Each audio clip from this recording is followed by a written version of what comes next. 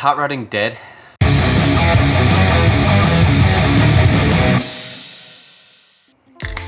Okay, so let me set this up.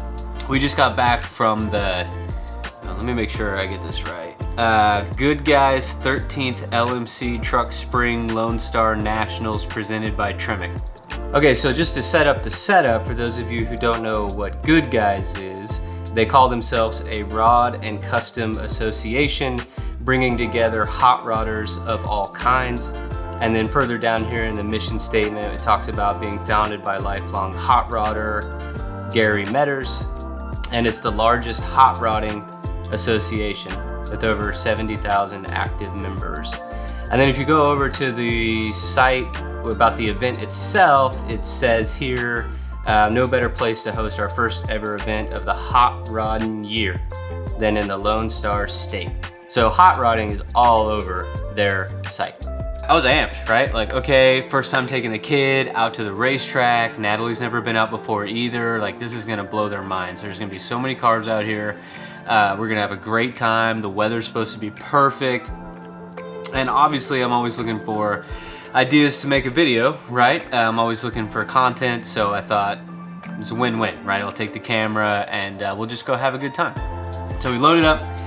Drove it's about an hour from our place out to the racetrack all the way across DFW, and we walked around for about, I don't know, 3.5 hours, right around there, three and a half. But of course, I'm a dumbass and forgot sunscreen, so I got absolutely toasted. So if I look a little pinker than normal, that's why. In my defense, it was supposed to be cloudy, but thanks a lot, Pete, for that one. Anyway, so we're walking around. I'm getting some cool shots, various cars, you know, the usual. But the whole time I'm thinking, like, I don't know, it's just, something just feels different, you know?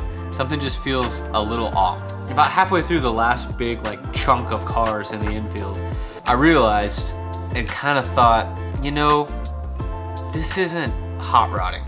Now, I'm by no means an expert when it comes to the history of hot rodding. Okay, you'd have to go ask Freiberger about that. He would know a lot more than me. But imagine Southern California post World War II, right?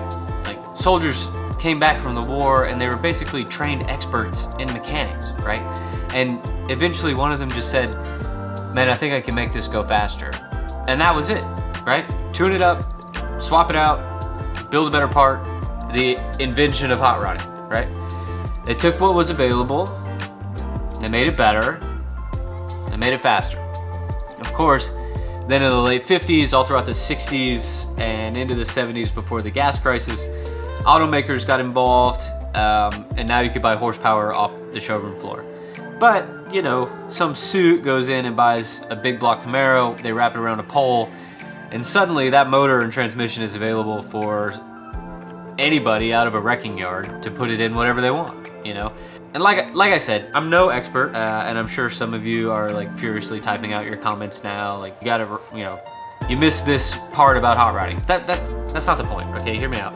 It's the same question everybody asks, right?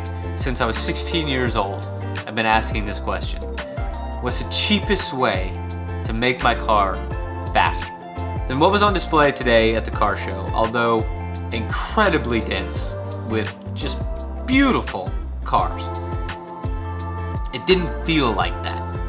Rows and rows and rows of resto mods that cost $100,000, $150,000. I mean, I'm sure you guys have seen the prices of the cars that roll across the Mecum line. Like, it's insane.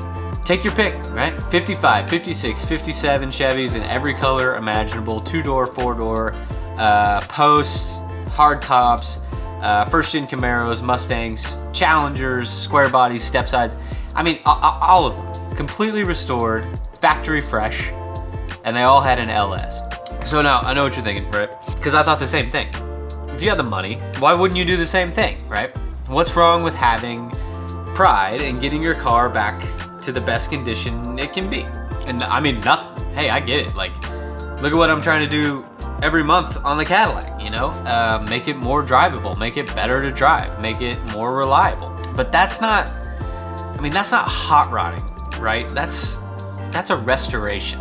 And I'm sure Chip Foose and others would disagree, but it's just a different approach to building a car. A guy across the street from my in-laws. Now listen, I don't know the whole story, okay? But one day he didn't have a 38, and the next day he did have a 38. Apparently it was his daddy's car, and like he sent it off to get it restored, and now he's driving it around. You know, it's a nice car. It's flat black paint, 2-door, black wheels, loud. You can hear it, you know, in the neighborhood over. Like I wouldn't turn it down. Like, it's a cool car. But he didn't build it, right? And like he just bought it. Is that hot rodding? I don't know. You can have money and build a hot rod. Of course, I'm not saying that you can't. But my grandfather, for instance, he started cutting his own hair 60 years ago so he could save that money and put it into his car. He would use haircut money for car parts. And I'm sure many of you can relate to this, but like his shop and even my garage is just lined with every part he ever took off of a car, a boat, a motorcycle, because you just never know. Someday it might come in handy. I'm sure some of you are nodding along right now thinking, yeah, like I do the same thing, you know, I'm the same way. Money has nothing to do with that. It's just the mindset. I think part of the problem, and you know, I say that loosely because you may not even agree that there is a problem. Okay, so I'm gonna say this and, you know, whatever. 99% of the people out there today that own these cars, I mean, they're old. Okay, I'm just gonna say it. You're thinking it, I'm thinking it, I'm just gonna say it, they're old. And that's what's kind of hanging me up about like having this whole spiel ready to just lay out there, you know, because like, I'm not trying to dog on anybody, of course. Like, I mean, if you love cars, you love cars. I mean, I'm not gonna fault anybody for how they go about it. But you know, it's kind of like, is it nostalgia? You know, like did they go to the prom in this car, and like was this their first car? You know, and they're like reminiscing about the good old days. And obviously, you wouldn't want that car that you now own to be a piece of shit. Like I get it. You know, I totally get it. So for me, I think that helps answer the question I posed at the beginning. Is hot rodding dead? No, I think it just moved. Every day I get online and I see video after video of guys building amazing cars. Like B is for Build, Project Binky, I mean, hell, even Roadkill is a perfect example, you know, and those are just like a few. YouTube is infinite. The imagination and creativity of some of these guys, it just like, it blows my mind. The day I find a new build on YouTube, it's like Christmas. It's like, how are they gonna make that work? How is that even gonna fit? I never would have thought of that. How many episodes are there in this build, and when can I watch them all? For me, that's hot rodding. That kind of level of creativity and excitement about a build, that's hot rodding. It's not vintage. It's living, it's breathing, it's evolving, and it's just taking on a new form, kind of like it always has. The one car that really stuck out to me today was lifted El Camino, 4-wheel drive, on probably 50-inch tires. Like, it was amazing.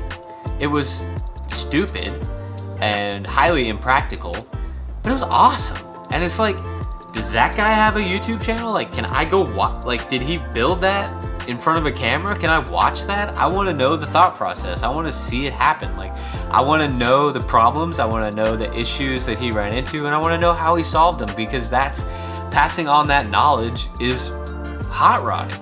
So I don't know. It just kind of got me thinking, and I'd love to hear your thoughts. Agree, disagree?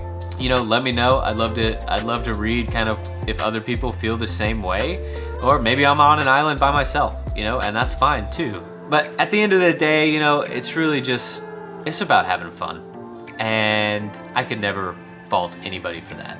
So until next time,